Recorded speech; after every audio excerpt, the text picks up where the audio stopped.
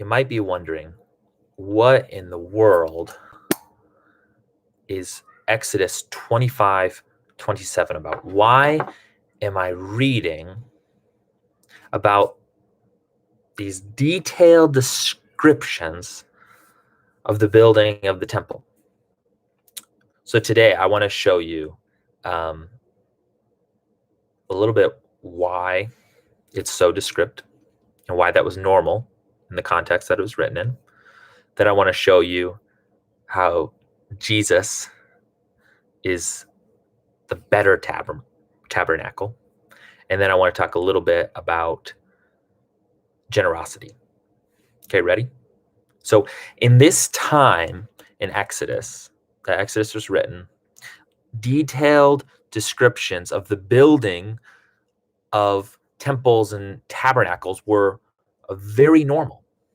So this fits the genre or the type of literature that Exodus is in this context. It would be strange if there wasn't a detailed description of Israel's tabernacle.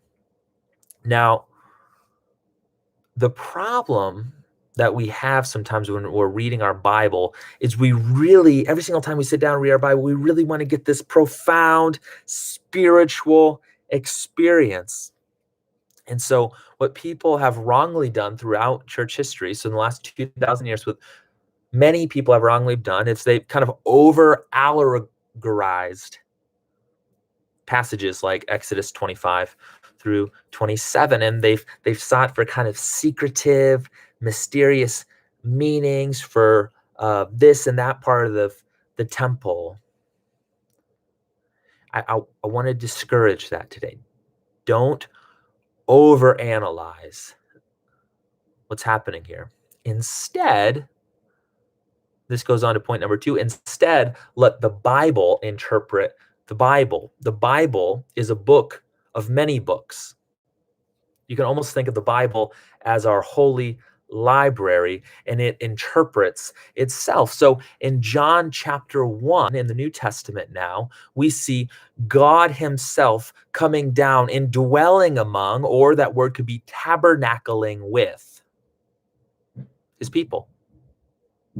God dwells with us through Jesus Christ. You think the tabernacle is beautiful. You think the tabernacle is worth this long descriptions to show how incredible it is. Oh, Jesus is greater than the tabernacle. In a very real way, God was dwelling with Israel in that tabernacle, but not in the same profound way that Jesus dwelt among his people as he lived and as he is described in Matthew and Mark, in Luke and in John. Jesus is greater than the tabernacle.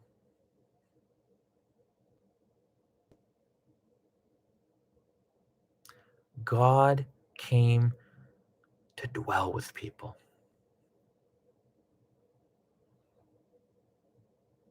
And now, we who are alive today, we weren't there at that time.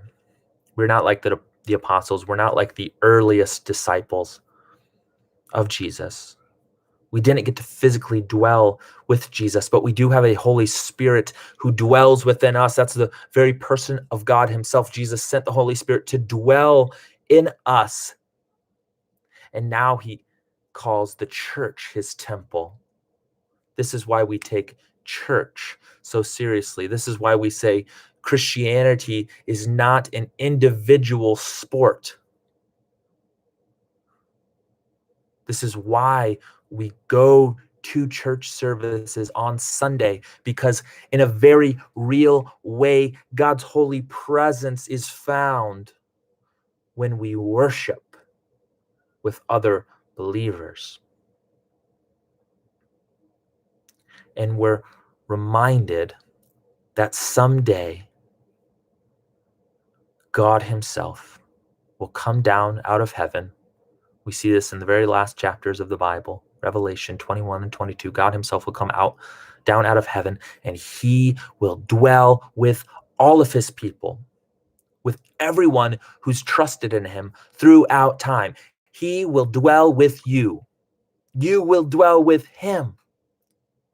All of God's people will enjoy God's presence forever.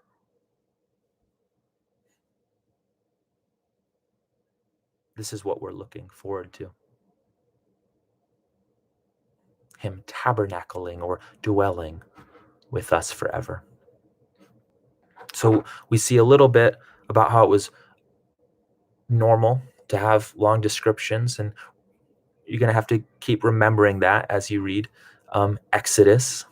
And then we see how Jesus is a greater tabernacle. Third, I just want to shortly talk a little bit about giving. In chapter 25, verse 2, the Lord told Moses, "Tell the Israelites to take an offering for me.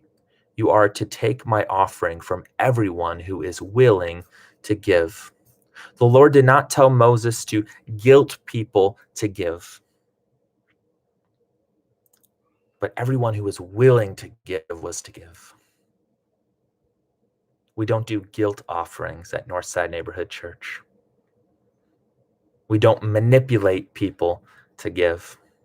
Instead, I hope that you'll see that giving is a gift that God gives to us. This is, I think personally, this is one of my spiritual gifts, is giving. I love giving to the church. I love when I see my check, part of my money, go to Northside Neighborhood Church. It makes me happy because I believe in the work of Northside Neighborhood Church. It makes me happy when part of my check goes to friends who are starting churches and who are missionaries in other parts of the world. That makes me happy.